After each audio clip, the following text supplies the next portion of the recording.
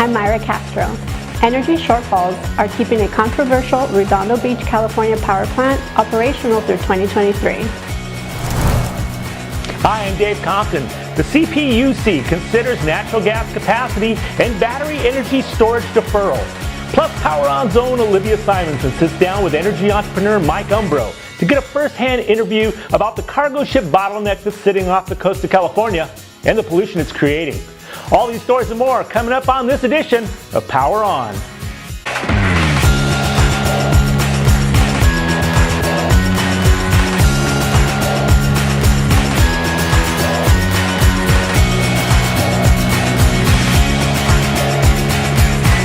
This episode of Power On is sponsored by California Natural Resources Group, your local energy company meeting California's needs today while transitioning us to the green energy future of tomorrow.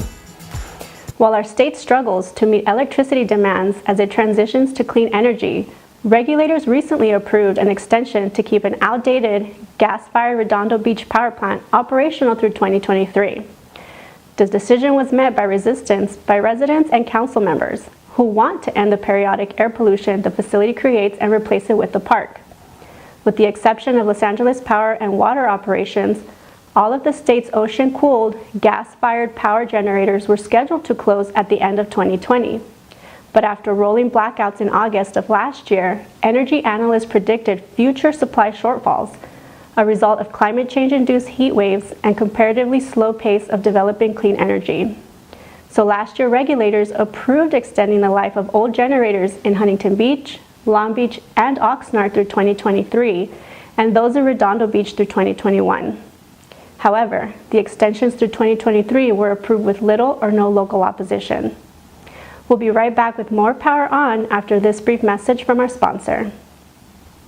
Ventura County has a history rich in oil and gas production. However, as our county and our world has evolved, we realize the need to create a sustainable energy future for our children. We grew up here, raised our families, and worked the land in Ventura County for nearly 100 years. Now we've come back, bringing with us a new vision to the oil and gas operations that we've recently acquired.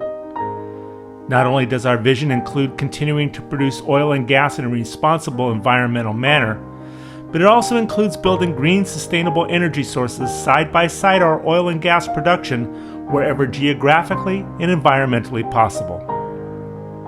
We're proud to call Ventura County our new home and be your responsible energy neighbors. We look forward to leading California into the green energy future it deserves. We are Cal Energy.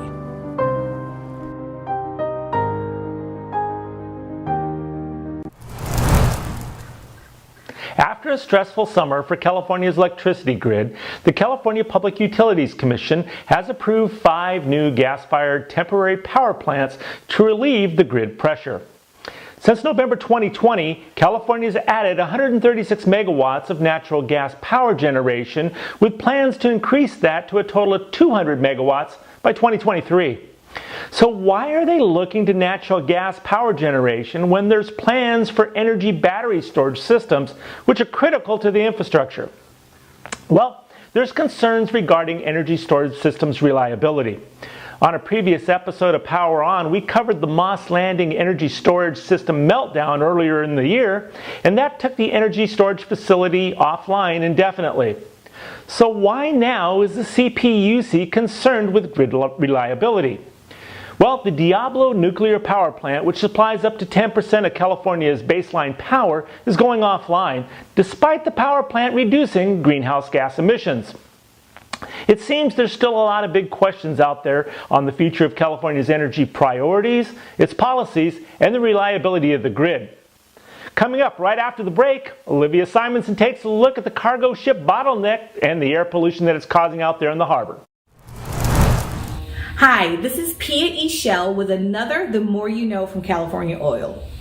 Californians are known for having a very active lifestyle. But did you know California Oil creates surfboards, bicycle tires, roller skates, golf balls, and even the fishing rods that we use? That's right. California Oil creates over 6,000 products that we use every single day. Again, this is Pia E. Shell with another The More You Know. Hi, everyone. I'm Olivia Simonson.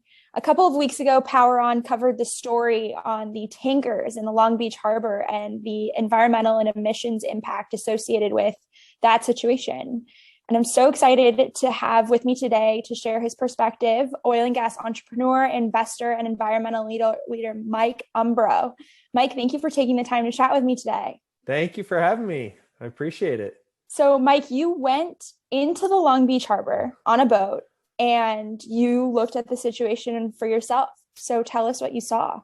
Yeah, it was a really eye-opening experience. I have a buddy that has a boat in Newport Harbor. So right when initially the motive was to go look at the oil spill off of the Beta offshore pipeline rupture. And of course, the harbor's closed for a period of time right after that happened. And then finally we got out there 2-3 weeks later when everything was open and our schedules worked. And lo and behold, now there's the supply chain crisis kind of took hold of the media cycle. So it was interesting to have both of those events play out. But what we saw was just devastating. And I feel like it is the most underestimated or least talked about environmental disaster that's happening right now. A lot of the focus is placed on supply chains and Christmas gifts being late, but the pollution and the environment that we were in once we got close to the port was something that I would not want, my children to live in. So I think it's a big story. So, Mike, you talk about environmental disaster. What kind of environmental disaster did you see? The biggest thing was just the particulate matter, the black haze that sat low on the horizon. We happened to go out on kind of a calm, still day. So really a good day to visually see the pollution taking place. And these ships, these cargoes and tankers are accounting for more pollution than all of our vehicles combined in Southern California. And that's prior to a supply chain crisis.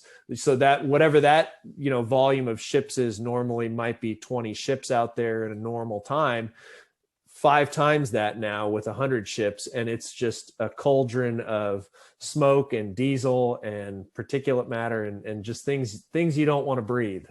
So these are cargo and tanker ships sitting in the harbor, just waiting to be offloaded. Just waiting to be offloaded. And so they're all running their auxiliary engines, which are diesel fired engines. And so you can see, if you look individually at the ships, you can see the smokestacks just belching out, black particulate matter into the air. And then as you look away from the ships and look further out to the port of Long Beach, you can see the horizon. It really looks like a forest fire. Us being in California, we're used to what that smoke looks like. And it was like, no, there's not a fire here. This is pollution that you are seeing with your own eyes and breathing. I mean, it smelled like diesel. It didn't feel good the next 2 days for me and my sinuses. I feel like I'm still recovering from just being there and in that situation.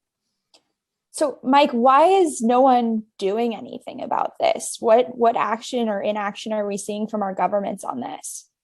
I think the main thing is we tend to focus on greenhouse gas emissions, and we don't focus as much on how our consumption is impacting, these supply chains, where we're sourcing these products, mainly China, and bringing them into the Port of Long Beach. So I think it casts a pretty ugly shadow on how our supply chains are set up as a whole, if you take a holistic look at it. And I don't think that's an appealing thing for politicians or the media to talk about. It's much easier to say, hey, look at all these ships. Wow, that's a lot of ships. Oh, Christmas gifts are going to be late, and then move on. And I think we're missing the pollution story amidst the shock and awe of seeing all these ships and, containers and cargoes floating out there. So what's the answer? Yeah, what's the remedy? I think long term, I think our political leaders, our regulators need to stop focusing on counting carbon like calories, as I call it, and start looking at the pollution. And for example, if you look at the California Air Resources Board, their scoping plan, and then their report cards that come out on emissions, you'll see in greenhouse gas emissions that the shipping sector is like 0.9% of greenhouse gas emissions in California. So that makes it look like it's not really an environmental issue. But when you take a step back and say, wait, what about diesel particulate matter? That's not a greenhouse gas. What about SOx and NOx and these pollutants that go up in the air? We're not really tracking those. And so I feel like the general public is really misled and done a disservice by our regulators by allowing industrial complexes like the port to just really get too big for their own safe and effective operations. Wow. Well, Mike, thank you so much, everyone. Mike Umbro, oil and gas investor and entrepreneur, coming to you with his reports from the environmental crisis happening in our Long Beach harbor. Mike, thank you so much. Thanks for having me. Thanks for talking about this issue. Well, that's it for this episode. If you're watching us on YouTube, make sure to click that little red subscribe button below. On behalf of Myra Castro, Olivia Simonson, and everybody else here at PowerOn, thanks for watching.